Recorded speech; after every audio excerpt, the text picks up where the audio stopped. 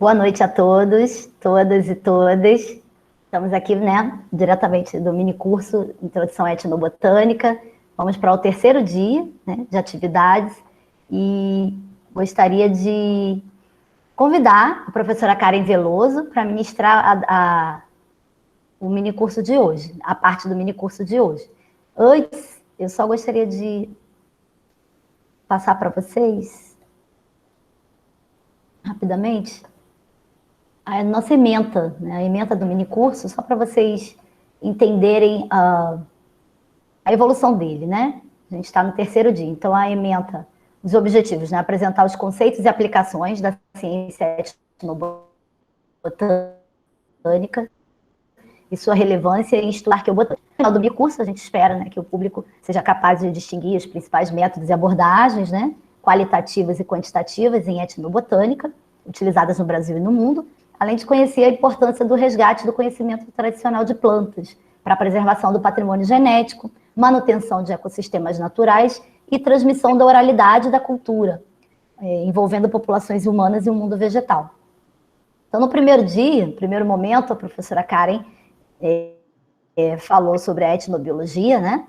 Ontem eu falei um pouquinho sobre a etnobotânica e hoje a professora Karen vai continuar falando sobre metodologias em etnobotânica. Amanhã eu falarei um pouquinho sobre a utilidade tradicional das plantas e ao final eu apresento um pouquinho dos estudos, né, paleoetnobotânicos. E na última parte, na sexta-feira, na quinta parte do curso, nós estaremos fazendo uma mesa redonda com especialistas em etnobotânica, a professora Karen, a professora Odara Bosco, né, e a professora Caroline Caromano, certo? Então, obrigada. Eu passo a palavra agora à professora Karen. Boa noite a todos e a todas. Todos me compreendem direitinho? Sim, está perfeito. Tá ótimo. Então, eu vou fazer aqui a abertura do slide, só um momento.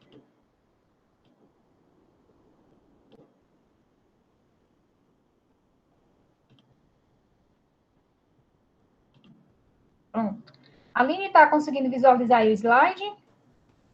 Sim, tá ótimo. Perfeito. Pronto.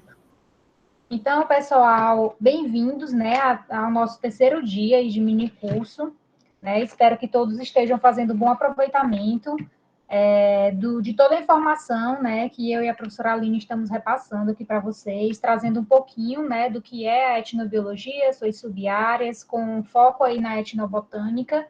E como ela já mencionou aí, né, em relação à nossa ementa, nós vamos trabalhar hoje, então, né, sobre como fazer a pesquisa etnobotânica. Então, vou procurar trazer aqui para vocês as etapas, né, desde dos primórdios, né, ali das primeiras etapas, né, que antecedem a pesquisa prática, e, por fim, a gente vai até análise desses dados. Eu vou abordar aqui algumas análises que costumamos utilizar muito para tratar, né, os dados etnobotânicos, e também trazer um pouquinho sobre o método de técnica de coleta e conservação da flora, né, então, dos vegetais, que são úteis aí quando a gente também está trabalhando com etnobotânica, tá certo? Então, a nossa ementa de hoje vai permear aí por esses itens. Então, como a professora Aline falou ontem, a etnobotânica, seus primeiros estudos, né, deram aí início a partir de 1895, e como vimos na nossa primeira aula, né, quando a gente colocou para vocês as sub-áreas dentro da etnobiologia, nós podemos observar que a etnobotânica é uma dessas sub-áreas, né, da grande área etnobiologia. E ela é muito mais abrangente do que se imagina, né, porque dentro dessa pesquisa etnobotânica, nós podemos trabalhar com N comunidades. Então, a gente pode estar trabalhando na etnobotânica com pescadores artesanais, com quilombolas, com agricultores tradicionais, com sertanejos, com extrativistas, né? Então, são várias comunidades que a gente pode estar trabalhando esses dados, e se engana, né, quem acha que fazer etno é uma coisa muito fácil, né? Então, muitas vezes a gente acaba se deparando com pessoas que acham que, eu vou fazer pesquisa etnobiológica porque eu só vou chegar ali dentro da comunidade, vou realizar ali uma entrevista, né, aplicar um questionáriozinho, um formuláriozinho, e vou ali trabalhar meus dados. E se engana, tá? Quem pensa que fazer etno é somente fazer aplicação de formulários e ou questionários, tá? Ela é muito mais complexa do que somente fazer a aplicação desses instrumentos de pesquisa. Então, quando vocês optarem por trabalhar com essa ciência, vocês precisam repensar a maneira, né, que vocês pretendem desenvolver esse estudo, porque não é tão simples como parece. Outra coisa que precisamos ter em mente é que a etnobotânica, ela consiste em uma via de mão dupla. Como assim, né? Ela consiste em uma via de mão dupla. Como eu falei lá no nosso primeiro encontro, os primeiros estudos, tá, etnobiológicos e etnobotânicos eram mais voltados para essa questão mais descritiva. Então, os dados eram somente ou essencialmente descritivos. Eu vou adentrar dentro da minha área de estudo, vou coletar os dados e vou descrever os saberes dele. Mas hoje em dia, já sabemos que esse método está muito ultrapassado. Então, além de você fazer a descrição desses dados, que sem dúvida é importante, mas você precisa ir além, tá? Você não pode ficar nessa mesmice de somente fazer a descrição desses itens. Então, a gente tem que levar em consideração que a etnobotânica é essa inter-relação entre homem e planta, né, entre comunidades de culturas viventes com as plantas do seu meio, onde o homem ele gera estímulo, né, nos vegetais. Então, a gente tem que ver o lado em que aqueles povos que estão sendo investigados, como que realmente eles usam essas espécies, para que eles usam, qual é a parte da planta que é mais interessante para eles, por que eles utilizam esse dado recurso em detrimento de outros recursos. Tá? Então, tudo isso tem que ser analisado, mas também nós precisamos saber o lado contrário. De que forma essas espécies vegetais estão interferindo no modo de viver, né, dessas comunidades, desses povos? Porque não somente o homem causa influência no mundo vegetal, né? O mundo vegetal também, de certa forma, acaba influenciando a cultura de uma dada comunidade. Por isso que consiste nessa via de mão dupla, porque nós temos que averiguar tanto os estímulos que o homem causa nos vegetais, mas também a gente tem que ver o lado contrário, né? Quais são os estímulos que os vegetais causam aí nos seres humanos, tá certo? Aí eu trouxe aqui para vocês em como se faz, né, na prática, realmente, essa pesquisa etnobotânica. E aí eu procurei aqui trazer para vocês algumas etapas que são primordiais, desde a definição dos seus estudos até, por fim, a análise desses estudos. Então, a primeira etapa que eu destaco aqui para vocês é a definição da sua pesquisa. Tá? Primeiro, você tem que saber o que você quer trabalhar. A partir do momento que você define, né, a temática dentro da etnobiologia que você quer trabalhar, suponhamos que com a subárea etnobotânica, que é o foco, né, da nossa aula de hoje, nós vamos ter que também definir qual é o nosso principal objeto de estudo dentro dessa subárea. Por quê? Porque sabemos que dentre todas as plantas existentes, cada uma delas pertencem a uma dada categoria. Como foi explicitado também nos dias anteriores, os vegetais podem se enquadrarem, né, aí dentro de várias categorias, e aí a gente tem que fazer a seleção dessa categoria. Eu vou trabalhar com todos os vegetais, ou eu vou procurar trabalhar com uma categoria em específico, tá? Então, se você, por exemplo, quiser averiguar as plantas que são utilizadas no conhecimento tradicional, na medicina popular, então eu vou trabalhar com a categoria medicinal.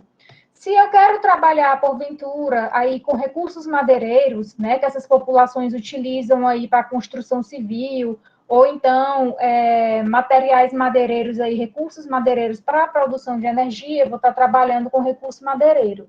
Ou eu quero trabalhar com plantas que são utilizadas no sistema de crendices, vou estar trabalhando aí com o sistema místico-religioso. Tá? Então, você, enquanto pesquisador, você precisa entender qual é o seu principal objeto de estudo dentro da área, né, no caso aqui da subárea que nós estamos tratando, da etnobotânica. porque o mundo vegetal é muito amplo, né? Então, a gente precisa especificar baseado no objetivo do nosso estudo, tá certo? Então, primeiro, vamos definir a nossa pesquisa, traçar um pré-projeto de pesquisa, e a partir da definição, tá, desse pré-projeto, a gente vai averiguar aí qual é o nosso principal objeto de estudo. Se vai abarcar tanto todas as categorias, né, botânicas, ou se a gente vai trabalhar com uma em específico. Então, isso precisa ficar claro nesse primeiro momento para quem vai trabalhar com a etnobotânica. A segunda etapa é a definição da sua área de estudo. Pessoal, vocês podem até estar achando, né, que se trata, assim, de etapas muito supérfluas, assim, né? Mas, assim, já me deparei com vários exemplos, né, no meu dia a dia, com pessoas que, para definir sua área de estudo, simplesmente levam em consideração o fato dessa área de estudo estar mais próxima da sua residência. E, cientificamente falando, esse não é um critério respaldado, digamos assim, para a gente trabalhar com um dado local. Então, muitas vezes as pessoas acabam escolhendo uma dada área para ser pesquisada devido à facilidade de acesso àquele local, mas isso não é um critério científico para a gente estar trabalhando naquele local. Pode ser, assim, de certa forma, facilitar, né? Ele pode, né, a gente fazer essa escolha dessa área próximo do local onde a gente reside pode facilitar o desenvolvimento do nosso estudo, mas a gente não pode focar apenas nessa característica, né? Tem que ter um critério científico. Eu vou trabalhar numa determinada área de estudo porque eu sei que ali tem característica ou alguns aspectos que são relevantes para eu estar trabalhando com aquela comunidade ou com um determinado grupo, tá, de povos. Então, a gente precisa ter em mente de que é necessário existir aspectos científicos para a gente poder fazer a definição da nossa área de estudo, e não somente, eu vou trabalhar nessa região aqui, ou em uma comunidade do meu município, porque está mais próximo da minha residência, tá certo? Então, a gente precisa pensar em uma definição, né, e uma classificação científica para respaldar isso. Porque a gente se depara muito dentro da nossa vivência, né, ali acadêmica, as pessoas selecionando, né, escolhendo esse critério para trabalhar os seus estudos. A terceira etapa são as autorizações éticas. Também vimos lá no nosso primeiro dia de minicurso algumas autorizações éticas que são imprescindíveis, tá? Para que realmente nós, enquanto pesquisadores, sejamos aí amparados para a gente não cair aí, tá? Em nenhuma conduta antiética. E aí temos a plataforma Brasil, tá? Que eu já falei para vocês. A gente faz o cadastro nessa plataforma porque vamos trabalhar diretamente com seres humanos. Pesquisas que envolvem seres humanos precisa ter essa autorização desse comitê de ética, e vale lembrar que o cadastro nessa plataforma, ele deve ser realizado antes do estudo iniciar. Se o comitê de ética, porventura, quando você estiver fazendo o seu cadastro lá na plataforma, e ele suspeitar que a sua pesquisa já iniciou, então, o seu cadastro, ele pode ser indeferido, tá certo? Então, vocês precisam tomar esse cuidado. Os cadastros devem ser realizados antes do início das pesquisas. Em relação ao Singem, tá? Também a gente deve solicitar cadastro ao Singem. Como já mencionado anteriormente, nos nossos primeiros dias de minicurso, vamos trabalhar com o patrimônio genético, que são os recursos biológicos. Vamos estar acessando o conhecimento tradicional desses povos. Então, precisamos fazer o cadastro nessa plataforma.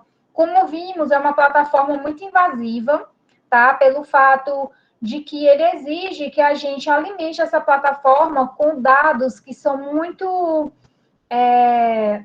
muito pessoal, né? Então, a gente viu, né, dentre algumas características, CPF da pessoa, a cor que ele se autodeclara, o endereço dele, o telefone dele. Então, a gente percebe que é algo muito pessoal, né? E até um dos critérios que até o Comitê de Ética pede é que a gente trabalhe com o anonimato, né, desses dados. Aí a gente vai para campo achando que não é preciso, né, fazer a coleta desses dados pessoais. Mas aí para abastecer o Singem a gente precisa, tá, desses dados pessoais. Lembrando que dados pessoais de todos os participantes, eles devem permanecer anônimos. E caso a gente se refira alguns desses participantes, nós precisamos colocar algumas siglas ou trazer algum outro nome que não identifique esse participante, tá? Então, temos que ter muito cuidado em relação a isso. O ICMBio, a gente pede solicitação ao CISBio, principalmente para quem trabalha com a etnobotânica, porque estamos trabalhando com o recurso biológico, que no caso é a flora. Então, para a gente poder fazer a coleta desse material botânico, precisamos solicitar ao CISBio a autorização para fazer a coleta desse material, sobretudo se nós trabalharmos aí dentro de áreas de unidade de conservação, tá certo? E a Fundação Nacional do Índio, para quem trabalha diretamente aí com tribos indígenas, certo? Então, são algumas das autorizações éticas que precisamos fazer aí a solicitação. A outra etapa, para quem faz pesquisa etnobotânica, é o rapó. O rapó também já foi muito discutido aqui. Para quem ainda não está muito bem apropriado desse termo, né? Esse termo quer dizer estreitar as relações, né? Criar um relacionamento com uma outra pessoa, e aí, a partir desse rapport, é o que vai realmente estreitar os laços para a gente ganhar a confiança do nosso entrevistado e, ao mesmo tempo, assegurar a coleta dos nossos dados, para que esses dados eles sejam realmente verídicos, fiéis, tá? Como foi relatado também, o rapó, ele pode acontecer de duas formas. Então, eu trouxe aqui duas imagens para vocês. Aqui no meu doutorado, nós optamos por fazer o rapó de forma individual. Então, fizemos a visita a cada um desses participantes de forma individual mesmo, a cada residência. Por quê?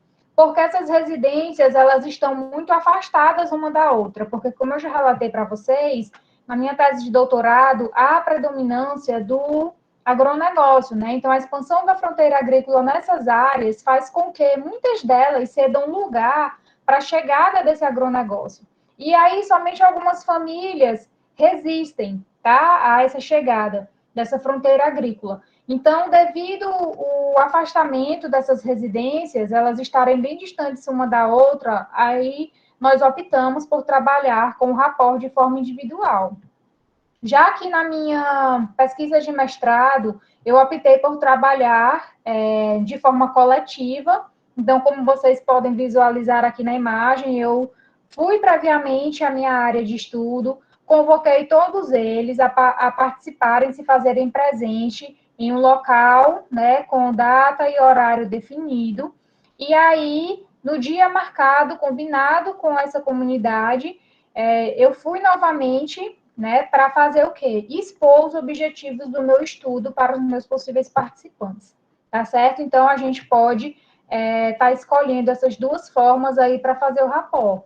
Mas também a gente pode fazer o rapport de outras formas, visitando aquela comunidade antes de fazer a pesquisa, fazendo parte dos movimentos culturais daquela comunidade. Se tem um festejo, você se faz presente. Se tem um carnaval, você se faz presente. Então, as datas comemorativas, para eles, dentro da comunidade, também pode ser uma alternativa para a gente estar fazendo o nosso rapport, tá certo?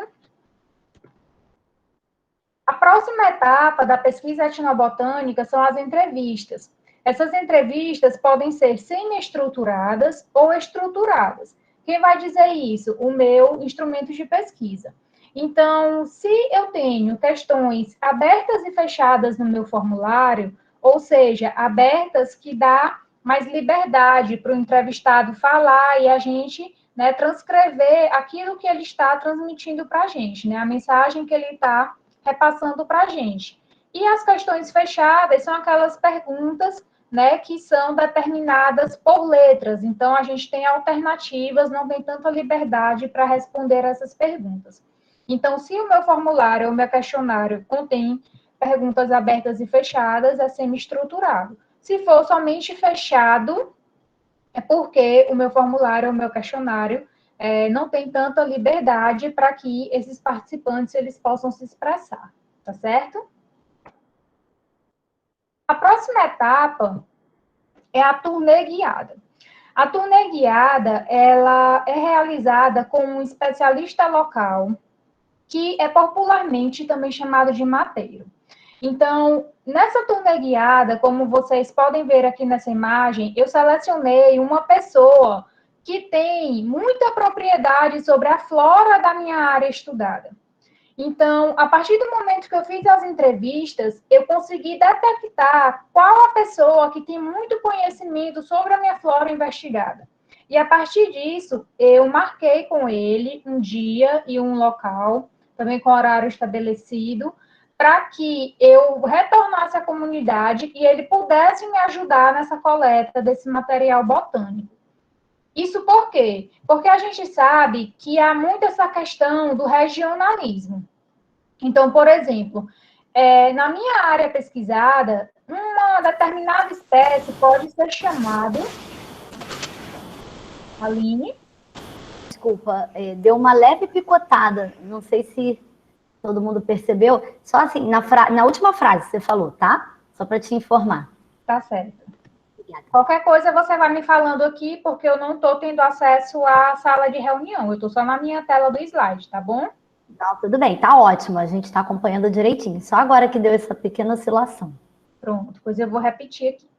Bom, então, como eu estava falando, em relação, né, à turnê guiada, a gente faz a seleção do especialista, né, o mateiro, também chamado de guia local, que é a pessoa que tem mais propriedade sobre a flora investigada. Então, eu fui dentro da minha comunidade, realizei as entrevistas com os meus participantes, e nesse momento eu pude identificar qual era a pessoa que tinha muito conhecimento sobre a minha flora pesquisada. A partir disso, eu convidei ele para realizar uma turnê, tá? Como se fosse uma passeada ali dentro da comunidade e nas adjacências dessa comunidade, para que ele me auxiliasse na validação do nome dessas espécies, tá? E, ao mesmo tempo, fazer a coleta desse material. Porque, como eu falei, não sei se vocês ouviram anteriormente, né? Há essa questão do regionalismo.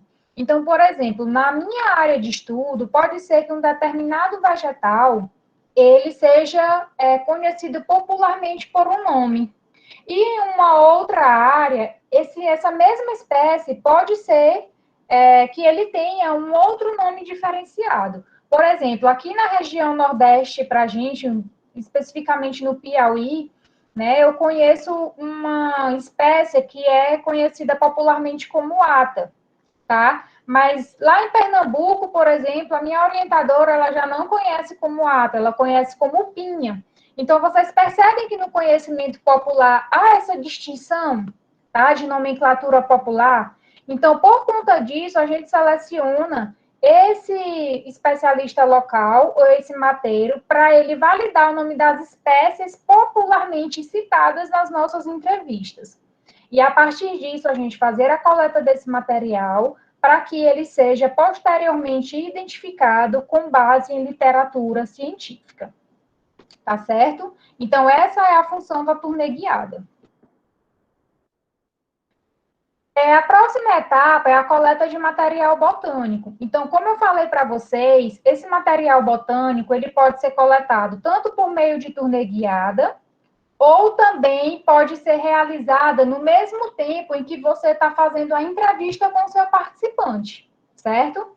Então, nessa imagem aqui ao lado, que eu coloquei para vocês, à medida que eu ia fazendo a entrevista com o meu participante, eu solicitei que ele me levasse ao quintal, né, da casa dele, porque eu estava trabalhando com quintais aqui na época, para que ele fosse me dizendo quais as espécies que eles utilizavam, qual a parte que ele utilizava, para que ele utilizava, para que servia, qual a importância desse vegetal para eles, procurar saber qual a função desse vegetal ali para cada um deles, né? Então, eu convidei ele para me levar no seu espaço aqui do quintal, para que, ao mesmo tempo que eu estivesse fazendo essa entrevista, ele também tivesse me auxiliando aí na validação desses nomes e, ao mesmo tempo, eu ia fazendo a coleta desse material. Já na turnê guiada, eu separei um momento a parte da entrevista, aqueles materiais botânicos que eu não consegui coletar no momento da entrevista, eu marquei um outro momento, juntamente com esse especialista local, para aumentar aí o meu número de coletas, tá certo? Então, essa outra etapa é a coleta do material botânico. Vamos ter também a oitava etapa para quem faz a pesquisa etnobotânica, que é o registro dos dados coletados. Como eu falei para vocês, esses dados, eles podem ser coletados e eles podem ser anotados em diário de campo, tá certo? Então, esse diário de campo é para a gente colocar os principais acontecimentos do que aconteceu ali naquele dia de trabalho, tá? Do dia que você foi a campo, realizar a sua pesquisa, e aí você anotou alguma informação que você achou relevante inserir, não no momento da entrevista, pode ser que após a entrevista você conseguiu detectar um episódio ali que fosse de interesse para você, e aí você pega o seu diáriozinho de campo e registra essas informações. Então, aqui nesse diário de campo, eu coloquei algumas informações, como, por exemplo, a população, que se não tiver no seu roteiro de entrevista, você coloca no seu diário de campo para complementar as suas informações. Às vezes a gente precisa fazer a coleta do GPS, então a altimetria da região, as latitudes, as longitudes, sobretudo quando a gente vai fazer a coleta do material botânico, que precisamos registrar essas informações. Então, se isso não tiver na sua ficha, que é para conter, né, essa informação nas suas fichas, mas se porventura não tiver, você vai ter que fazer esses registros no seu diário de campo, tá certo? Então, o máximo de informações que você puder coletar da sua área pesquisada, melhor para você fazer a discussão dos seus dados. A outra etapa, em relação ao registro dos dados coletados, não mais no diário de campo, então um dos registros pode ser no diário de campo, agora eu trouxe aqui para vocês na planilha Excel. Eu costumo dizer que as planilhas Excel, elas são muito boas de se trabalhar, porque se você conseguir fazer uma boa planilha, você consegue tabular e fazer várias análises de dados ali dentro daquilo que você colocou na sua planilha, né? Então, à medida que as entrevistas vão acontecendo, finalizou o seu dia de entrevista, de participação ali dentro da comunidade com os seus participantes, ao chegar em casa, tome o seu banho, se alimente, descanse um pouquinho, mas tente fazer a transcrição dos seus dados no mesmo dia. Porque se você deixar para registrar esses dados aqui na sua planilha Excel, alimentar a sua planilha, daqui a uma semana, por exemplo, a 2 semanas, às vezes você vai colocar algum dado ali na pressa e você não lembra mais aquela informação. E talvez pode ser uma informação que seja preciosa para você. Tá? Então, eu sugiro que você pegue os dados que você coletou, tanto no seu instrumento de pesquisa, formulário ou questionário, as informações relevantes que você conseguiu registrar no seu diário de campo e passe tudo para a sua planilha no Excel quando você chegar em casa, preferencialmente após cada dia de trabalho ali dentro da comunidade. Tá certo? Então, eu trouxe aqui para vocês só uma exemplificação de uma tabela. Então, em uma guia aqui eu coloco os dados socioeconômicos, em uma outra guia eu coloco aqui habitação e saneamento, algumas informações sobre o quintal, a etnoconservação, que são alguns métodos que eles utilizam, né, para conservar esse material botânico. Aí aqui eu coloco já as plantas no sistema de Cronquist. Vamos ter também no agrupamento do APG aí alguns dados etnobotânicos. E aí, essas informações, quem vai dizer para vocês é o formulário de pesquisa. Então, procurem colocar nessa planilha aquilo que você colocou no seu roteiro de entrevista, tá certo? Aí eu trouxe aqui para vocês algumas principais análises quantitativas em etnobotânica.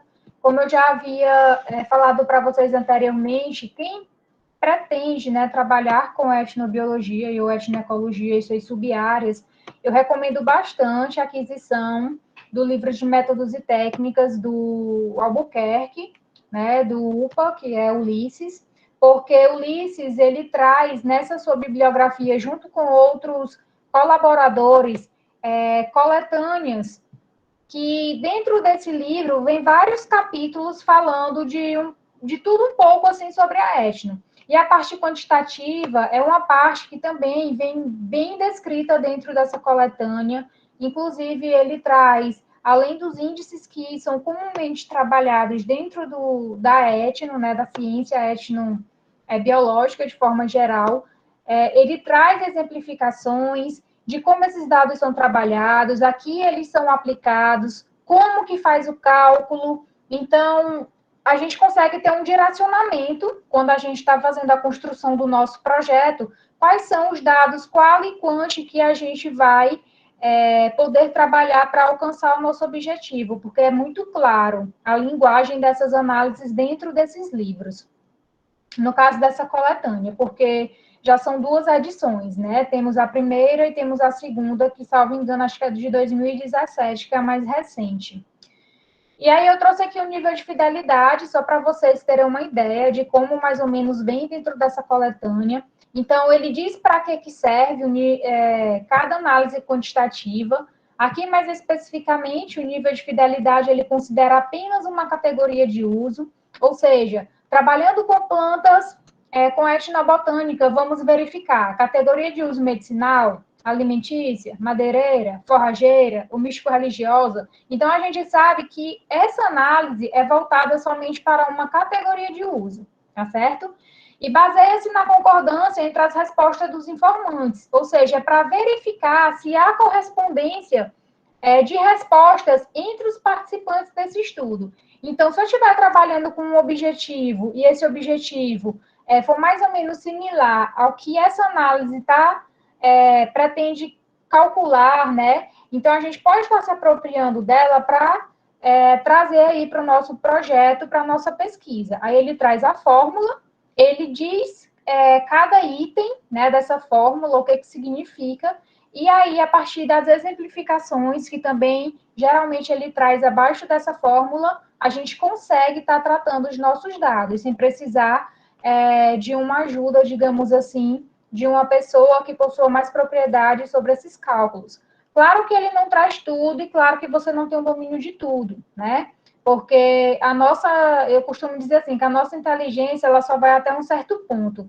Mas se você se esforçar para aquilo, você consegue. Mas mesmo que você se esforce, ainda assim está fora do que você alcança. Então, você precisa buscar outras parcerias, né? Outras pessoas que colaborem. E dentro dessas análises quantitativas, precisamos muito de pessoas que trabalhem com estatística.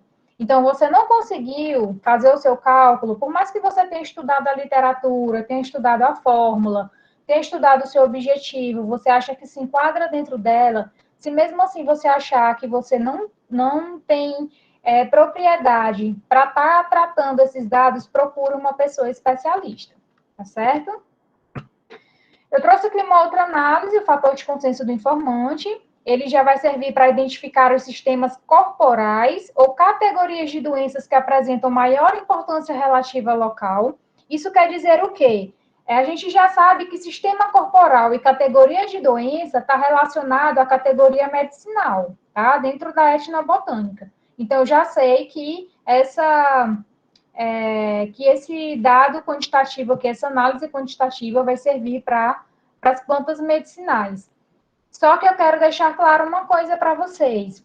Essas fórmulas, elas podem ser adaptadas quase que a sua totalidade às outras categorias. Então, por mais que essa análise quantitativa diga que é para identificar sistemas corporais ou categorias de doença, ela também pode ser usada para outras categorias etnobotânicas, contanto que você faça a transcrição correta dessa análise, tá certo? Porque eu considero isso muito complicado de se fazer. Porque para você adaptar uma fórmula que já existe ao seu objeto de estudo, a uma outra categoria, nem todo mundo, né, consegue fazer aí essa conversão.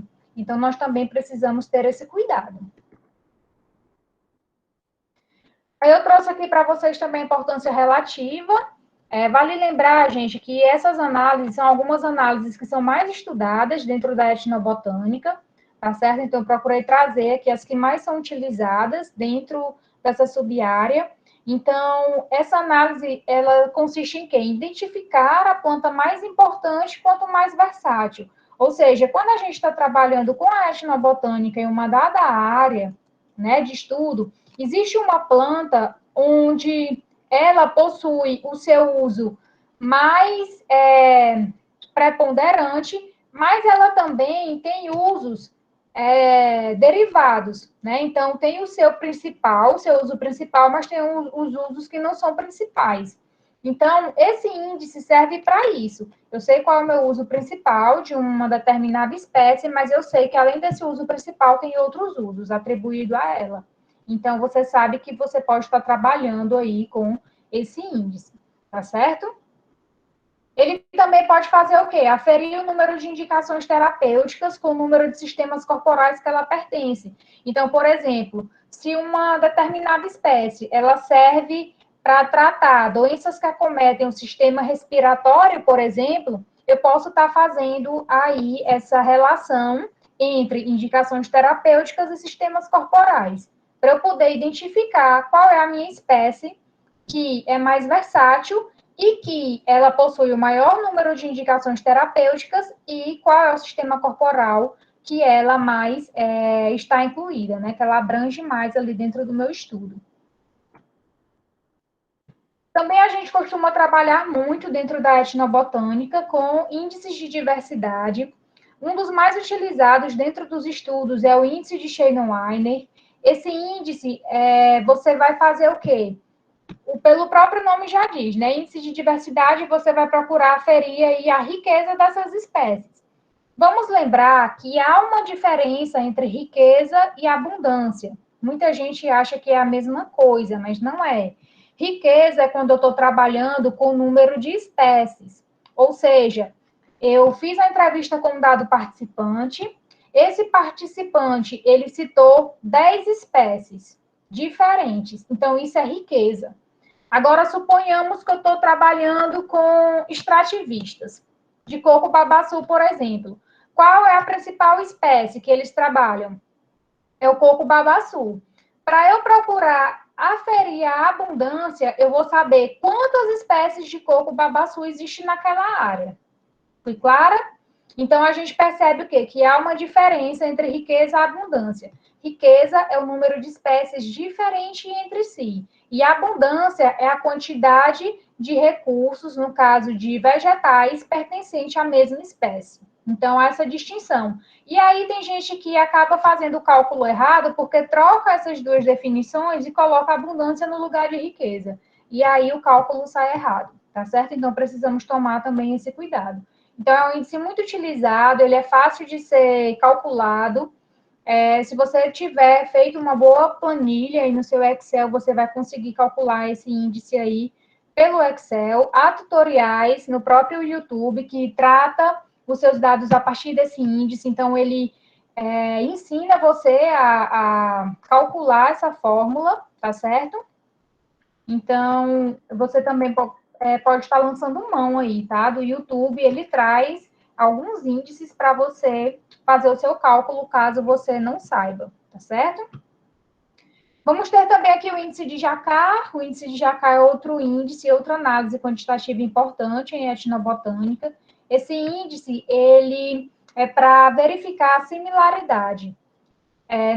No caso do estudo etnobotânico, ele é utilizado, por exemplo, se eu estou trabalhando com duas comunidades, né, duas áreas de pesquisa, então eu vou procurar verificar se há similaridade da comunidade A para a comunidade B em relação às espécies botânicas que existem em cada uma delas.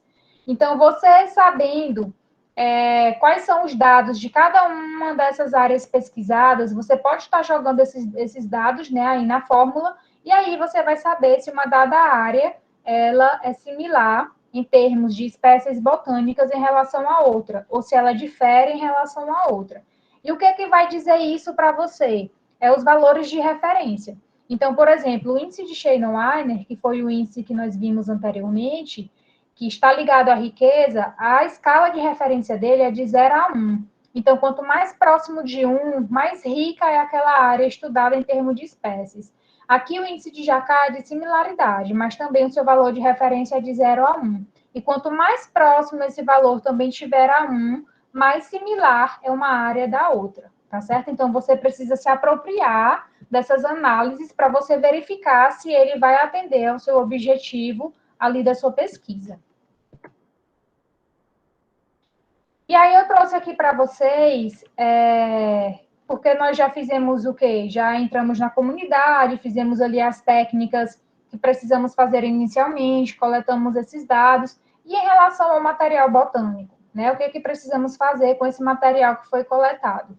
Então, eu trouxe aqui para vocês algumas técnicas de coleta e herborização, né? Desde a sua etapa inicial, desde quando você faz a coleta do seu material botânico, até a incorporação dela, né, no caso dos herbários, que é o que nós vamos ver adiante. Então, assim como as pesquisas etnobotânicas têm as suas etapas principais, né, para você conseguir fazer o seu estudo bem feito, né, as coletas também do seu material biológico, aqui no caso específico da flora, também possui as suas etapas para que você consiga fazer a coleta e a conservação, né, o acondicionamento correto desse material, para que você não perca o seu material.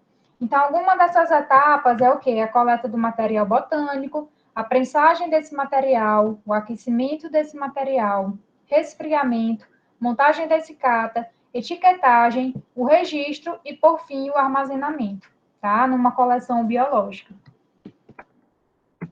Quais são os materiais necessários para fazer a coleta desse material botânico? Tesoura de poda, podão ou facão. A tesoura de poda, ela vai servir para cortar o galho, tá? Dessa planta, quando você estiver fazendo a coleta desses dados. O podão, ele vai servir para você também fazer o corte desse galho, mas o podão é como se fosse uma tesoura de poda bem grande, ele tem um cabo bem grande, eu acho que eu tenho imagens aqui dele, não me recordo se eu coloquei, mas é como se fosse um cabo bem grande, regulável, e aí ele serve para cortar os galhos dessas árvores que a gente não alcança com a mão. E o facão também é um outro instrumento que a gente pode estar aí se utilizando para poder coletar esse material botânico. Fita adesiva. A fita adesiva, ela é utilizada, que é aquela fitinha bebê, que é a mais apropriada, mas você também pode utilizar aí aquelas fitas transparentes, ou então aquelas marronzinhas mesmo. E aí, para poder fazer a colagem desse material quando você fizer o corte do material botânico. Porque vocês vão ver mais adiante que eu vou explicar cada uma dessas etapas bem detalhada. Mas só para que você entenda, a fita adesiva, ela é utilizada quando você não quer levar para a sua região de coleta a prensa, porque a prensa, ela pesa muito, principalmente quando a gente vai colocando esse material botânico dentro dela. Então, ela vai se enchendo e vai ficando pesada, o volume vai aumentando. Então, muita gente opta por não levar a prensa e levar o saco de alta densidade. E levando o saco de alta densidade, você tem que levar a sua fitinha adesiva para você fazer o registro numérico dessas espécies coletadas. E aí você coloca a numeração na fitinha, tá certo? Vamos ter a prensa de madeira, que também é outro material necessário. O jornal, papelão, corda para amarrar essa prensa, lápis ou caneta de tinta indelével. Temos que ter muito cuidado, porque o número de coletor é um dado muito importante na coleta botânica, e a gente não pode perder o registro do nosso número de coletor.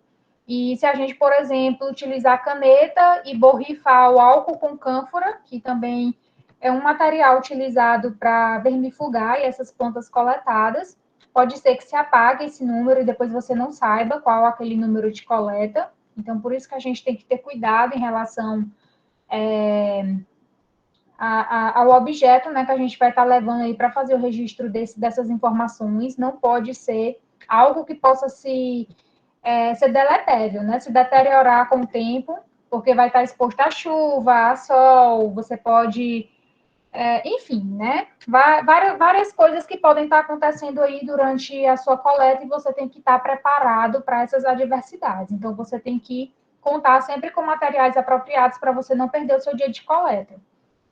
E o saco de alta densidade, que eu falei para vocês, é um saco, eu tenho foto deles também, vou já mostrar. Esse saco de alta densidade é para você fazer a coleta desse material e colocar eles todos dentro do saco, para não levar muito peso dentro do mato. Ele é um saco bem consistente, bem fortezinho. A gente compra também em alguns comércios. O borrifador, a gente vai ter que levar contendo álcool e cânfora. Então, você coloca um pouquinho de álcool e um pouquinho de cânfora dentro desse borrifador, para toda vez que você fizer a coleta do seu material botânico, você borrifar em cima desse material coletado, porque ele vai ter a função de matar os insetos, ou larvas, ou ovos que venham a ter naquela planta que possa deteriorar o seu material. Caderneta de campo. Esse eu considero um dos instrumentos essenciais durante a coleta botânica. Se você for fazer sua coleta de campo e você não levar sua caderneta de campo, você não fez nada. Tá? Porque é onde você vai anotar todas as informações ali da sua planta. E nessa caderneta de campo, ela é única, ela é sua. Então, você manda confeccionar, baseado nos dados principais, que são exigidos pela coleção biológica, no caso, pelos herbários. Você faz sua própria caderneta de campo e ali você registra todos os dados da sua coleta. GPS também a gente precisa para coletar as coordenadas, latitude e longitude do seu material botânico. O altímetro também, alguns GPS já vem com altímetro, né, ali incluído, para ver também ali a altimetria, né, que você fez a sua coleta. Luvas de couro, porque às vezes você encontra, por exemplo, cactáceas e você precisa fazer a coleta dessas cactáceas. Tem alguns espinhos que podem estar lhe machucando, ou você pode se deparar com algum material botânico que tem urtiga. A urtiga ali pode deixar sua pele irritada, para quem tem sensibilidade, né? Pode estar aí acarretando outros problemas alérgicos aí maiores, então é imprescindível levar luva de couro. O sal, a gente leva o sal, para quem não sabe, a gente faz a coleta das cactáceas, tirando o miolo das cactáceas, deixando só a parte externa, e aí a gente coloca sal nessas cactáceas coletadas de forma transversal, tá? Assim a gente faz a coleta assim, ó, transversal. E aí a gente coloca o sal para ele ir sugando a umidade dessa planta, porque a umidade a gente sabe que é um fator muito propício aí para proliferação de fungos. Né? Então, a gente utiliza o sal para tirar essa umidade, principalmente das cactáceas. Ou de plantas aí que tem aí um alto índice de água, né, presente nela. E fósforo e vela. Eu coloquei em vermelho porque, assim, não que sejam itens obrigatórios, mas a minha orientadora, ela passou por uma experiência não muito agradável quando ela fazia suas coletas aí. Eu nunca passei particularmente por essa experiência, mas ela passou e a gente aprende, né, com quem já passou por essas experiências. Então, eu também costumo levar para campo. Ela passou o dia inteiro em campo e aí teve que acontecer um probleminha no carro. Eles deixavam o carro próximo ali das áreas onde ela ia fazer a coleta. E aí, um certo dia, ela se perdeu dentro da mata do guia, né, do especialista local, né, que era o guia que estava lá auxiliando ela nessas coletas. E aí não conseguiam se encontrar. E também, se eu não me lembro, eu acho que ela relatou um caso de que o caminhão não conseguiu funcionar. E aí, onde eles estavam, não tinha área de telefonia nem nada. Eu sei que passaram manhã, tarde e passaram a chegar e a ficar dentro da mata à noite, e eles não tinham levado, tá? Nem fósforo, nem vela. Então, ela disse que sofreu com ataque de muito inseto, disse que não tinha nada para espantar esses insetos, tá? Chegou noite, eles dentro dessa mata, sem conseguir sair de dentro dessa mata. Não tinha uma vela para acender, não tinha um fósforo para acender essa vela, nem para fazer fogueira, nem para fazer sinal de fumaça, nem nada. Então, foi um dia, assim, bem punk, assim, que ela passou. e não foi uma experiência agradável. E aí, a partir desse dia, né, dessa experiência dela, ela passou a levar em todos os campos dela o fósforo e a vela, tá? Então, quem for fazer coleta botânica, assim, em áreas onde não pegue rede de telefonia, onde você fique incomunicável com as pessoas, ou que você precisa fazer a coleta desse material botânico no período noturno, leve sempre uma lanterna, uma vela, um fósforo, alguma coisa ali, tá? Para lhe auxiliar. E aqui eu trouxe para vocês alguns materiais necessários agora ao pesquisador. Chapéu, boné, porque a gente fica muito exposto ao sol, tá? Então, é importante que a gente esteja protegido. Levar protetor solar também, né? Então, além do chapéu, a gente coloca o protetor solar no rosto. Calça comprida, blusas de mangas compridas também por causa do sol. A calça comprida para você não estar se furando dentro do mato, evitar que animais, né, cheguem ali na sua perna, alguma coisa assim.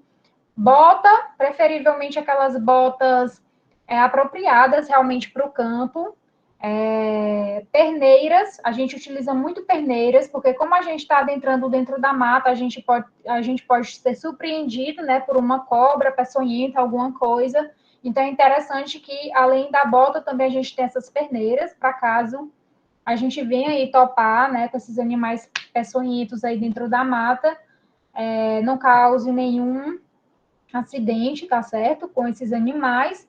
Água, né? Porque você precisa se hidratar muito durante o campo, você fica altas horas exposto dentro da mata, à luz do sol, ao cansaço. Então, a gente precisa estar se hidratando. E alimentos leves, né? Principalmente bombons, né? Levem bombons variados, alguma coisa doce, porque a gente sabe que o nosso organismo, né, precisa de coisa doce, tá? Para que a gente mantenha ali a nossa energia diária. E eu digo assim, alimentos leves, porque você não vai... Gente, pelo amor de Deus, não façam isso. Não comam uma panelada antes de ir para a mata. Não vão, né, se aventurar querendo comer comidas pesadas para você ir para dentro da mata, porque você não vai passar o dia bem, você não vai conseguir fazer uma boa coleta. Vem logo o cansaço, algumas pessoas passam mal, tá certo? Então, optem por frutas, optem por levar sucos, comidas realmente leves. Deixe para você comer uma comida pesada ou carregada quando você chegar em casa, depois da sua coleta, tá certo? Acabou o seu dia de coleta, você chegou em casa ou no seu local de apoio, faça uma boa refeição, mas dentro da mata não. Porque se qualquer pessoa passar mal dentro da mata, você vai pôr a perder, tá, todo o seu dia de coleta. Então, é muito interessante vocês tomarem cuidado com a alimentação de vocês. Só verificar bem que o horário tá no tempo ainda. Aline, quando for 7h20 ou 7h30, você me dá um toque aqui, tá certo?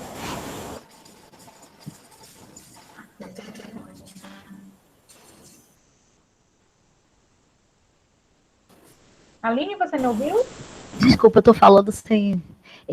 tá ok, querida, eu te aviso. Faltam 10 minutinhos, tá? Tá Mas certo. tá ótimo.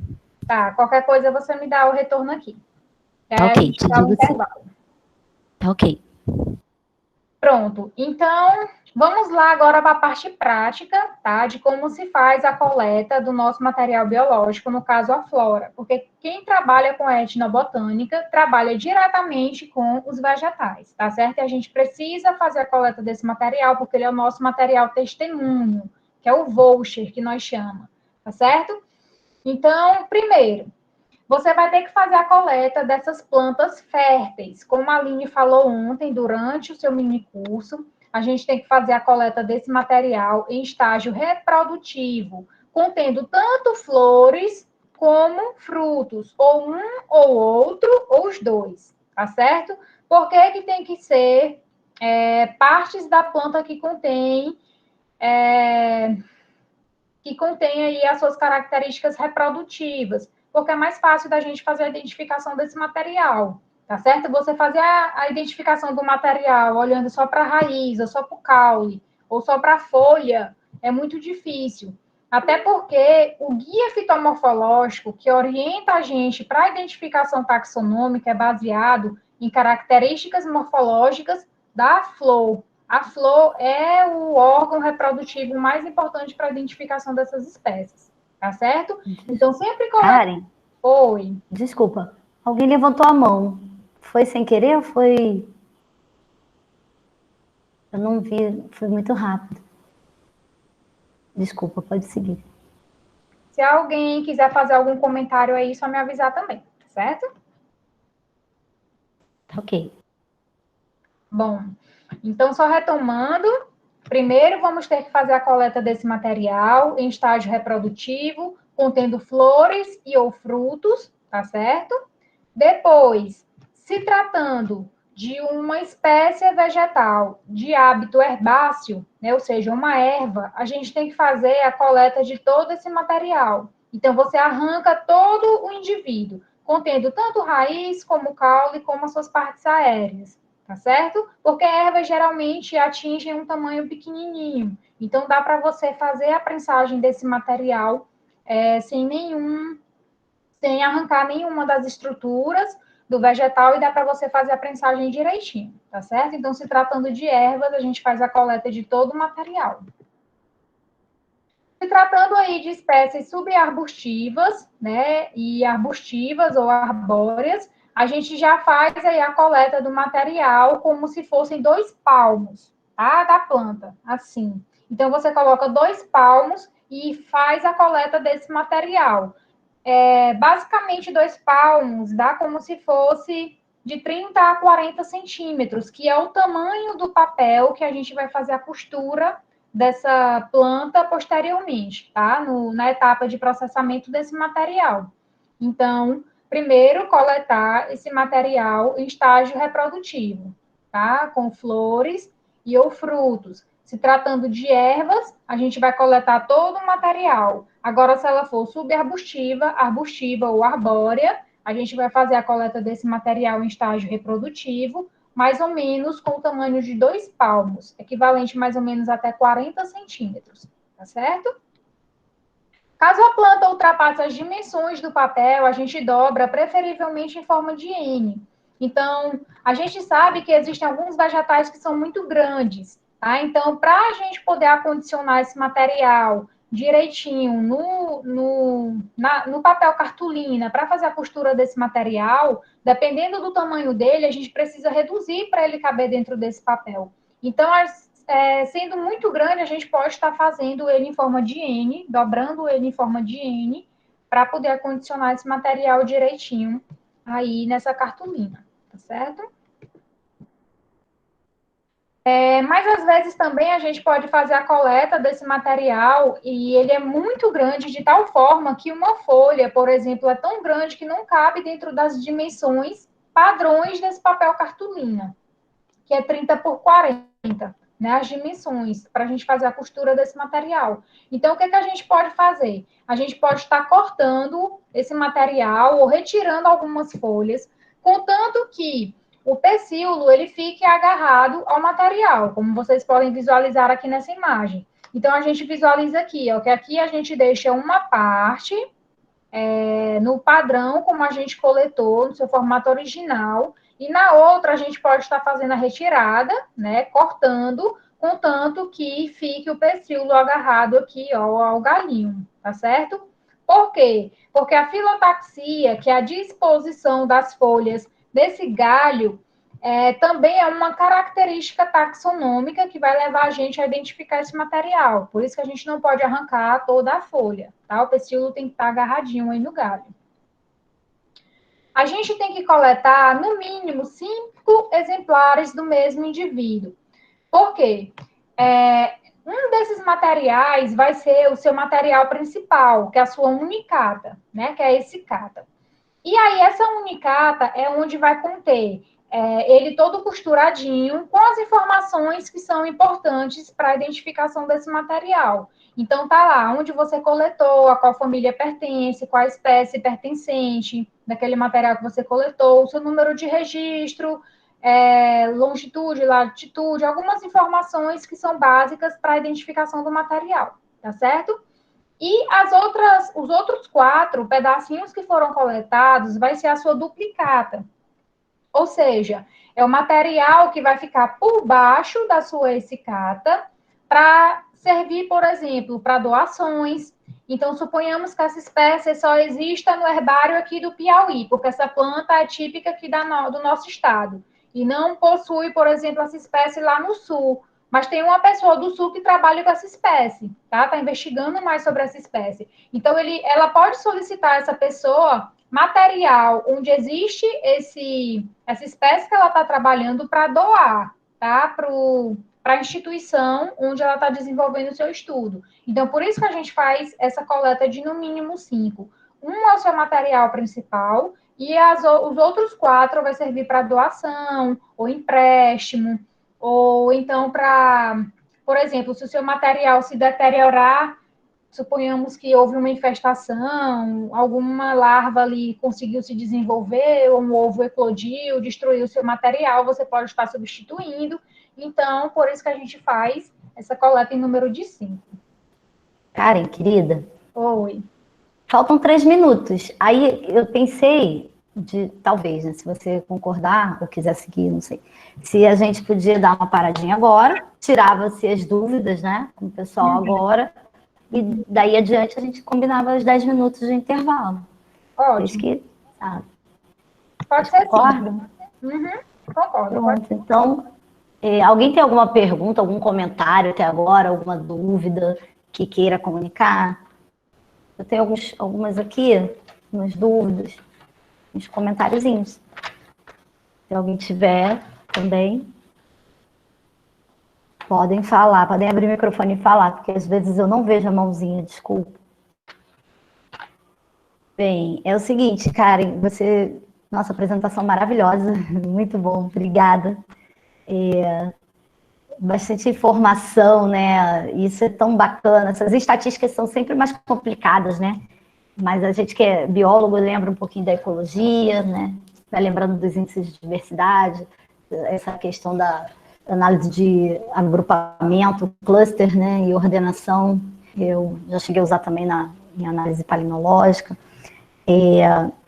Enfim, é bem complexo, né? Mas nada que um auxílio, né, como você mesma falou, de um pessoal estatístico para estar dando esse suporte para a gente. Em relação ao CIGEM, eu tenho uma dúvida que, na verdade, eu ia te perguntar no primeiro dia, passou, esqueci. Vou dar um exemplo da gente, né? A professora Roseli, ela é a responsável do CIGEM lá da universidade, né? Do grupo do CIGEM, e nós, como temos a palinoteca, nós precisamos cadastrar as espécies que a gente trabalha para extrair o grão de pólen, né? Então, os grãos de pólen atuais. Então, a minha pergunta é o seguinte, eu fiz o cadastro no CIGEM, de verdade que eu só consegui cadastrar uma espécie, não me pergunte como, porque dá um trabalho, tudo aquilo que você falou de comunidade foi bem, bem confuso, e não consegui seguir com o cadastro, eu só consegui cadastrar uma espécie de palmeira. Aí a minha pergunta é, será que a gente precisa também fazer esse cadastro no ICMBio ou não? Já que se trata, né, de material genético, né, material biológico. Então, no CISBio, Aline, se você estiver trabalhando em uma área de conservação, você tem que fazer o registro. Ah, entendi. Se aquela planta, determinada planta, que ele depositada no herbário, tiver um voucher de uma UC, eu vou precisar... Você vai precisar fazer o cadastro. Vou precisar fazer o cadastro. Nossa. Ah, sim. Então, acho que em princípio não teria esse problema, não. Aí o segundo comentário aqui era sobre, você falou bastante da questão da oralidade, né, da tradição oral. E eu queria, na verdade, aqui estou na arqueologia, o curso está me dando vontade de trabalhar com etno. Mariana, você vai trabalhar com a gente, fica tranquila. Eu queria, na verdade, pedir a palavra dos arqueólogos e arqueólogas aqui presentes para explicar o quanto a gente usa, né, bebe dessa fonte da história oral. A professora Cláudia está aqui presente, especialista também nessas técnicas e métodos, né? E poderia passar um pouquinho para a gente trocar mesmo essa experiência, né? Para ver que não é muito diferente. Vocês, por gentileza, alguém gostaria de tomar a palavra?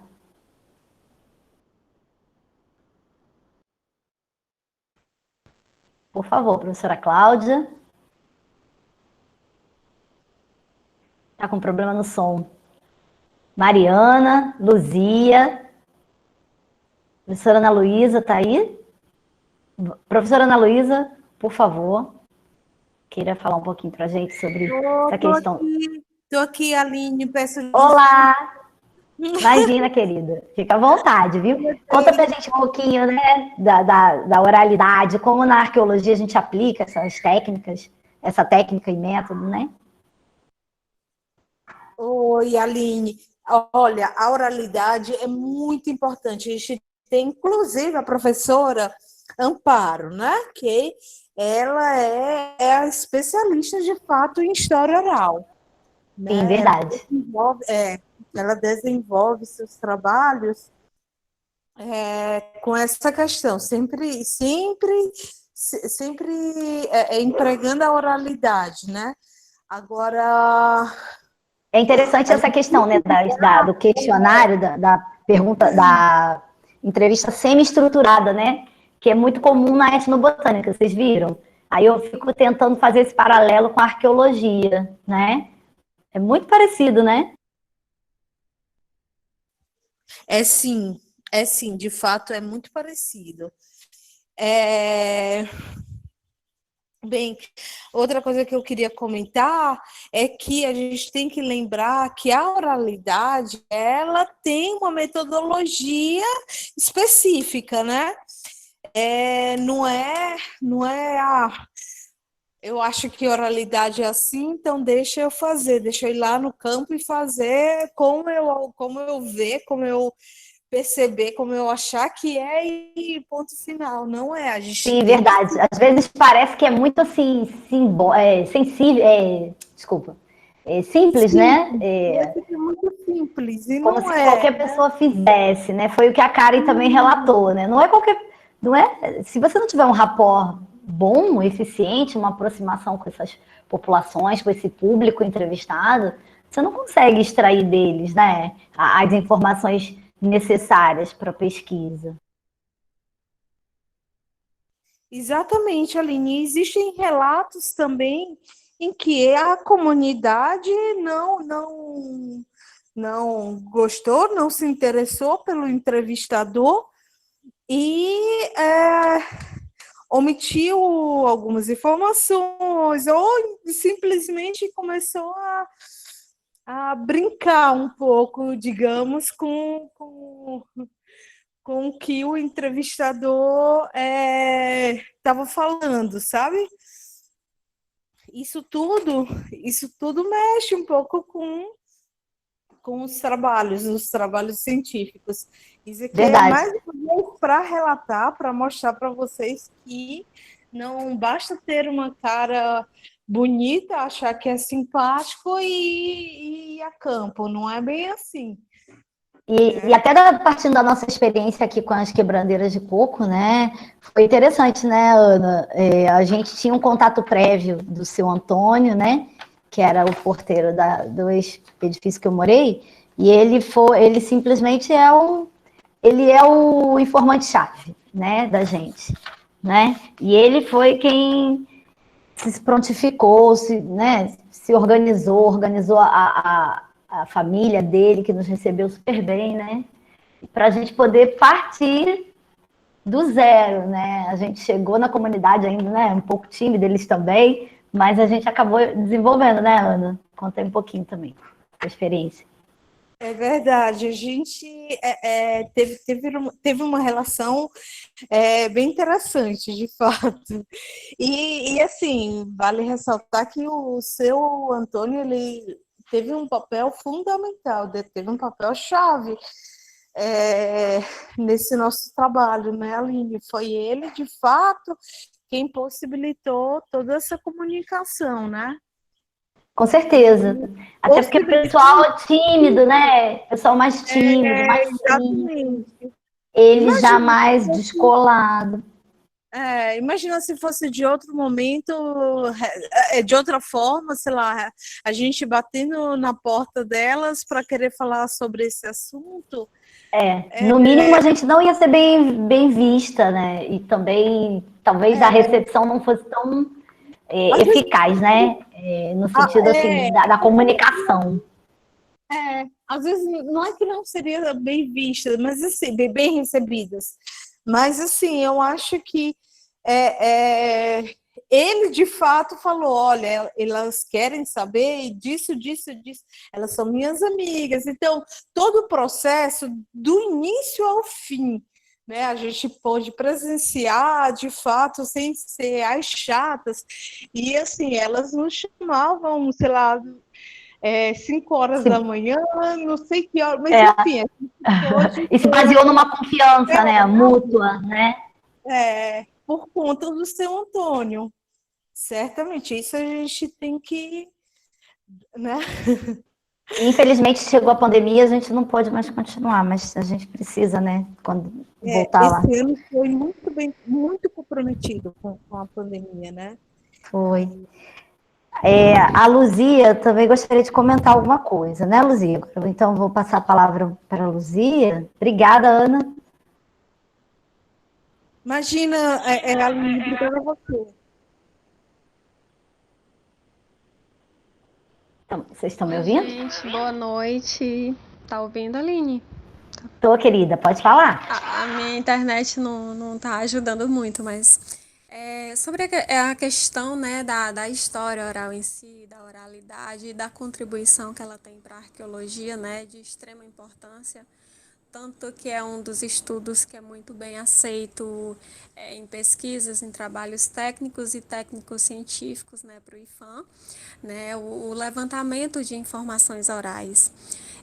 A gente tem que lidar de diferentes formas, né, com essa parte de oralidade, porque antes de tudo vem a burocracia, né, a parte burocrática, que você não pode simplesmente chegar, né, você tem que ter antes, dependendo do seu projeto, uma certa autorização, você tem que ter, inclusive, a autorização também da parte da comunidade com relação à imagem, né, a utilização dos dados da entrevista.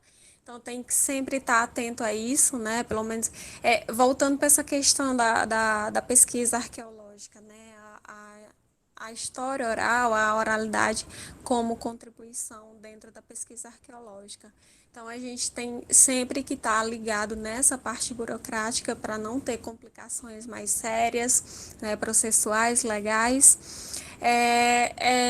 Com relação à pesquisa em si, a oralidade contribui de forma significativa na produção da pesquisa arqueológica, na compilação dos dados, porque geralmente a gente pesquisa sítios, áreas arqueológicas ou ocorrências em determinados lugares que geralmente são lugares que nós não temos tanto acesso o tempo todo, não é uma área que nós temos conhecimento durante um longo período de tempo, né? Então, a gente vai lá para fazer a pesquisa, para lidar com as situações adversas, né? Em todos os sentidos.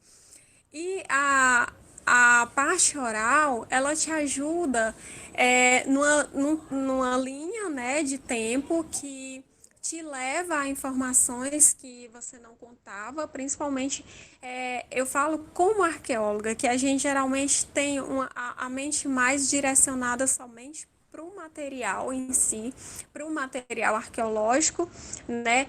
E quando vai abrindo é para o entorno, para a paisagem. E na maioria dos trabalhos arqueológicos nem leva a oralidade em conta, né? Até por linhas de pesquisa em si.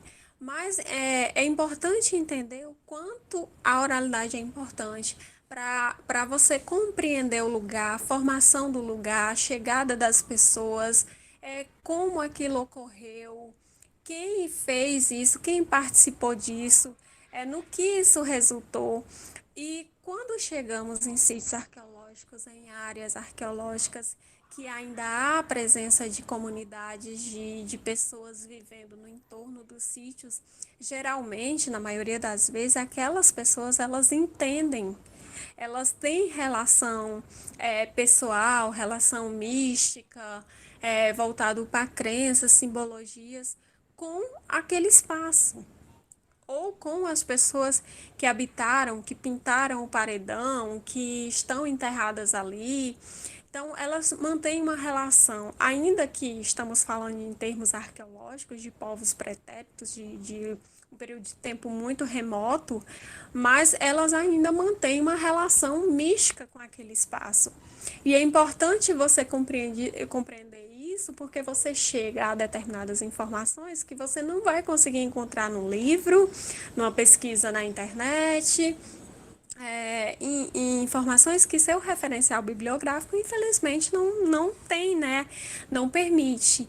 Então, é importantíssimo, né? A Aline, a Ana Luísa, minha orientadora querida, a gente chegou, né? Passou por essa situação que a gente chegou a determinados lugares para fazer a pesquisa com a carga de informação, né? Totalmente técnica e científica, em busca de outras informações científicas, e que a parte oral, a parte da interação da comunidade nos permitiu ter informações que a gente nunca teria levantado do referencial bibliográfico, né, de publicações. Então, Verdade, a o gente se aproximou trabalho... bastante, né? Na Exatamente, o Toca da trabalho Baixa dos Caboclos. a gente planejou, objetivou uma coisa e a gente saiu com outra coisa bem mais rica e variada, né? E incluindo informações que a gente não teria de outra forma. E essa parte de lidar com a comunidade, sim, é muito difícil, principalmente porque nós pesquisadores estamos chegando lá, nós somos os estranhos, né? Então, é muito difícil para a comunidade em si receber o estranho, abrir as portas para o estranho, conceder todas as informações para o estranho, e aquele estranho, o que é que ele faz? A maioria das vezes, o pesquisador, ele pega as informações que ele precisa, que lhe interessa, e vai embora. Então, para ele, o importante é enriquecer mais o currículo, as publicações, etc. Quando que há um retorno desse para a comunidade? Então, a comunidade leva isso em conta. A gente conheceu pessoas que interessam por isso. Sim, esse trabalho é para quê? O que você vai fazer com ele? Por que você está pesquisando isso? Por que eu tenho que contar isso para você? No que isso vai dar? Então, é importante também nós, como pesquisadores, pensar também por esse lado, ver por esse ponto de vista, né? A contribuição que o nosso trabalho também vai trazer, qual o retorno que ele vai trazer para aquela comunidade, né? É importante pensar nessa troca de conhecimento, não só em absorver o conhecimento que aquela comunidade vai passar para a gente, mas também tentar retribuir de alguma forma, não como uma compensação, mas dar mérito a quem tem mérito, né? Então, é muito importante isso, e ultimamente os estudos arqueológicos têm ficado um pouco mais abertos a isso, né? Não só voltado para a técnica e método em si, mas também olhar pela parte mesmo das ciências humanas e levar em consideração, né, o conhecimento da memória, o conhecimento das práticas, ritos e crenças e informações que são passadas de forma oral, né, não só de forma escrita ou artefatual, e é muito importante levar isso em consideração e abranger cada vez mais esse tema dentro da nossa pesquisa, uma vez que já foi tão técnica e que agora que bom, né, que as novas gerações estão abrindo um pouco mais o leque com relação a isso. Ô, Aline, deixa eu só responder um pouquinho, Luzia. Pode complementar. Deixa eu só mostrar uma fotinha aqui, só para vocês aguarem. Olha que interessante. Enquanto Luzia falava, eu não posso. Eu não posso porque a Karen está compartilhando, né? Pronto, agora eu posso. Aí, deixa eu mostrar para vocês, vocês vão achar mó barato. Então, estão vendo? Conseguem ver? Sim, Aline. Olha aí. Dona Isidória, a Leinha. E teve uma questão interessante, espera aí. Eu preciso relatar isso justamente porque é um minicurso de etnobotânica. Nós chegamos na comunidade, olha, fomos super bem recebidos. Essa menininha linda, ela simplesmente, sem nem conhecermos, grudou na gente, foi super carinhosa e me levou para comer a balinha da Jurema na hora. Eu não fiz nenhum tipo de comentário. Eu não lembro onde está a foto. Mas, ó, a gente foi pro meio do mato, né? Quando a gente começou a embrenhar na mata, porque o sítio é aqui atrás, nesse paredão, né, nesse platôzinho, aí simplesmente a gente começou a adentrar e ela, tia, olha aqui que delícia, prova isso aqui, olha que gostoso. Eu provei, era balinha, a balinha é uma resina de ou jurema ou acácia. Eu tô até para perguntar para Karen, a resina é meio rosadinha, meio esbranquiçada. Achei tão interessante, não tô achando a foto. Tinha angico também lá, né? Aqui é angico branco, aqui a entrevista, né? Aproximação mesmo com a Dona Isildória. Foi bem legal. Experiência muito bacana. Não vou atrapalhar muito, não. Pode seguir, Ana, desculpa. Na realidade, eu queria fazer um comentário em relação à Luzia. O meu orgulho que eu tenho em vê-la crescer cada vez mais como pesquisadora, eu aplaudo de pé. Seu comentário mostra, Luzia, que de fato você só tem. Você sempre foi muito boa, muito sensível a essas causas, né? Você sempre percebeu de fato a função social, né? A função social do arqueólogo, né? De fato, Verdade. Concordo. Luzia é um excelente então, profissional. Achei a foto. A balinha da Jurema ou a Cássia. Que será, Karen? Tá vendo aí? Você tá cada vez mais linda, tá? É isso aí. Parabéns. Aqui, olha. Poxa, Ana Luísa, do nada eu tô aqui e caiu um cisco no meu olho. Eu acho que tudo na nossa caminhada, principalmente profissionalmente, né, a gente vem trazendo carga, experiências e principalmente ajuda das pessoas, dos pesquisadores que estão em nossa volta e que servem de espelho. Então, se eu conseguir dar uns passinhos para frente, você fez parte disso. Você, Aline, tantos outros profissionais da UFP. Sou muito orgulhosa de tê-la coorientado. E trabalhar juntas, né? A gente segue trabalhando. Mas só para não passar muito do tempo, eu gostaria de agradecer a participação de vocês. Mostrar essa foto aqui, olha que interessante, é etnobotânica pura, né? É um aprendizado, olha o conhecimento tradicional, né? Vocês estão conseguindo ver a foto? Sim. Karen, tá vendo? Tô conseguindo visualizar. Tá conseguindo? Essa resininha, tá vendo esses pontinhos branco, meio rosado? Tô. Ela me deu, ela disse, não, tia, prova essa balinha aqui, come aqui, ó, é gostosa. Oh, meu E Deus. é incrível, né? É a balinha dela. Oh, minha Eu cheguei a ficar preocupada, porque tem umas juremas que tem, né? Enfim, o angico também tem um certo potencial de toxicidade, né? Uhum. Como toda planta, né? Dependendo enfim, da dosagem, né? Ou é remédio ou é veneno, né? Mas é interessante essa experiência que a gente teve, né, Luzia? Nem tinha essa aplicação, esse viés etnobotânico, mas, enfim. E eu gostaria de saber se alguém mais gostaria de contar alguma experiência, algum caso. A professora Cláudia deve ter vários, mas ela está sem microfone, infelizmente. Vitor, Laiane, Robéria, Mariana, Fabiola, Washington.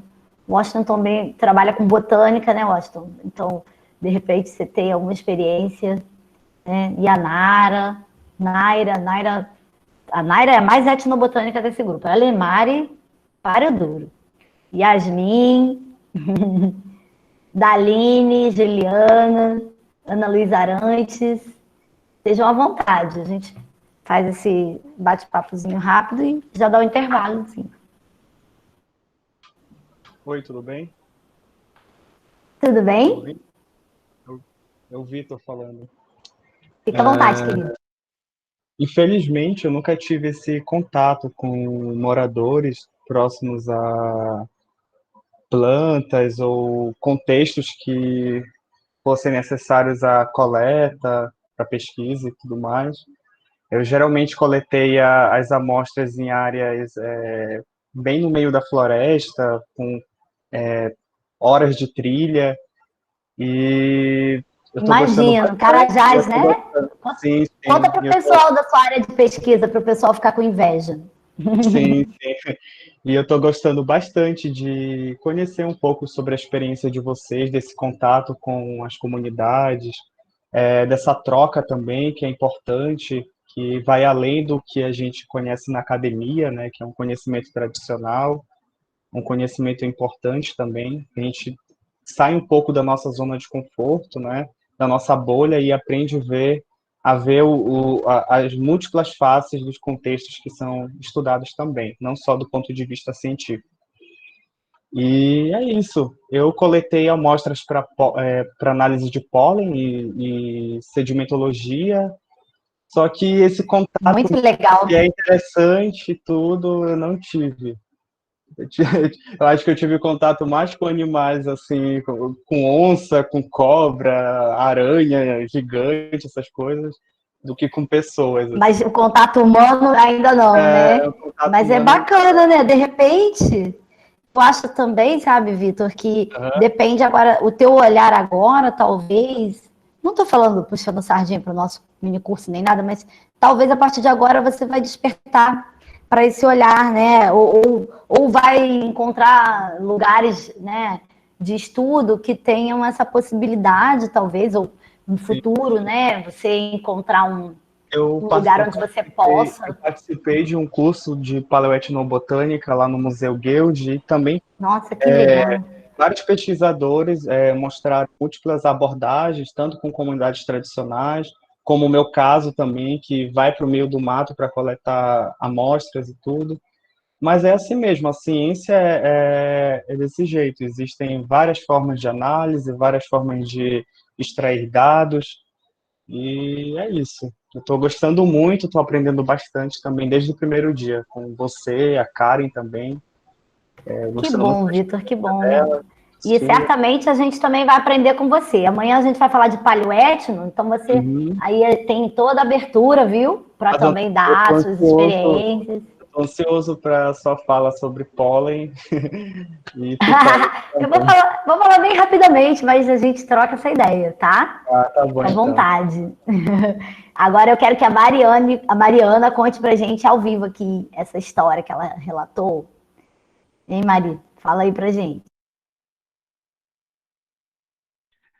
Oi, gente, boa noite. Estão me escutando? Sim, tá perfeito. Bem-vinda, querida. Obrigada. Não, é que a fala da Luzia, apesar de não ter muito a ver com a etnobotânica, isso que eu falei, mas tem a ver com essa questão da oralidade, né? Porque meu avô materno, ele era potiguara lá de Crateús, e no século XIX, algumas pessoas ficavam migrando, né? E uma parte do povo ficou numa furna lá no Monte Nebo, como eles chamam.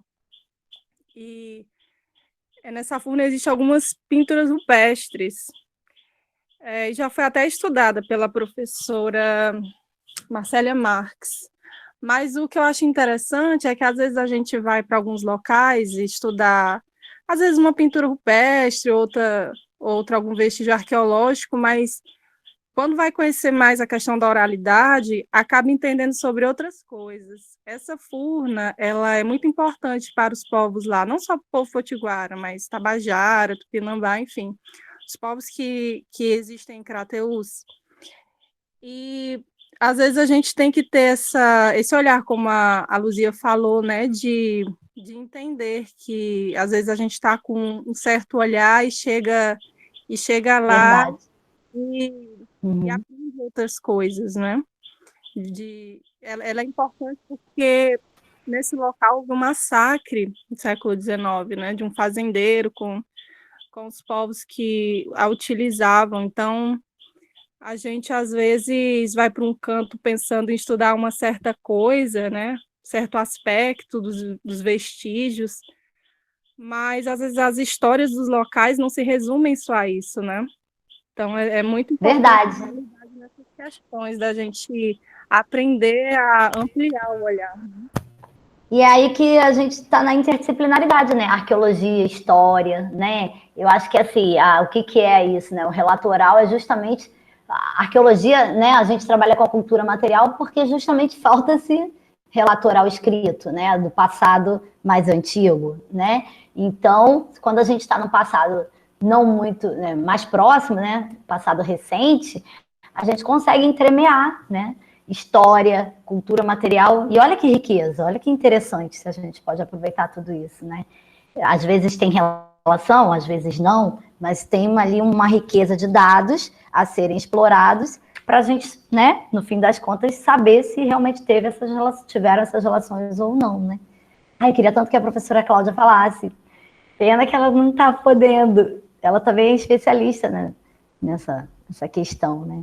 Trabalha há muitos anos com contínuo, né, de ocupação na Chapada do Araripe, né, nos sítios ceramistas, né, dos povos ceramistas, de Araripina e toda aquela região. Né, tem muita experiência, tem a experiência também com engenhos de Jaguaribe, litoral de Pernambuco. Então é uma riqueza, né? A arqueologia histórica, ela é especialista em arqueologia histórica também, né? Então, como seria importante se ela pudesse falar aqui para a gente, mas não dá, né? Então, a Robéria quer falar um pouquinho, querida, sobre o seu trabalho lá na experiência da monografia no Poti Velho? Fala Kahneman, desculpa. Poti Velho, aqui em Teresina, comunidade ceramista, né?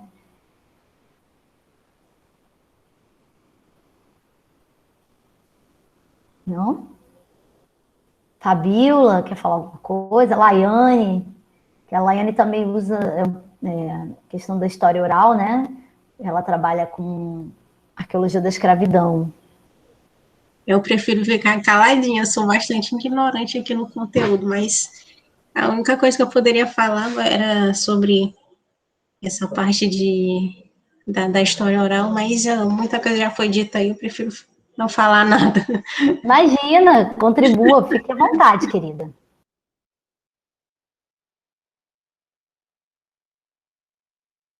Bruninha também trabalha ali perto de Crateús, não é, Bruninha?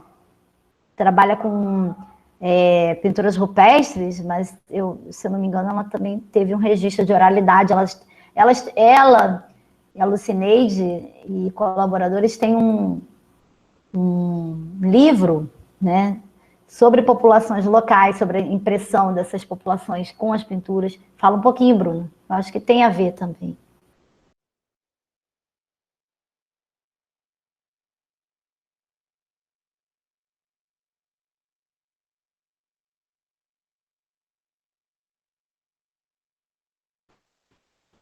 Quer falar, não? Ana Virgínia trabalhou com os indígenas, trabalhou eu esqueci quais são os indígenas, eu não quero falar besteira. Mas tem a questão do museu orgânico, né? Na Lagoa. Fala um pouquinho pra gente, Virgínia, tua experiência lá no museu. De certa forma tem a ver com oralidade também.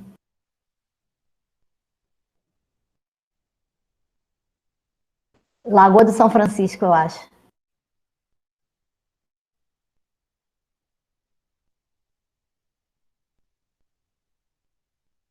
Não? Então tá. Então, bom, queria agradecer. Eu vou fazer uma pausa na gravação, tá?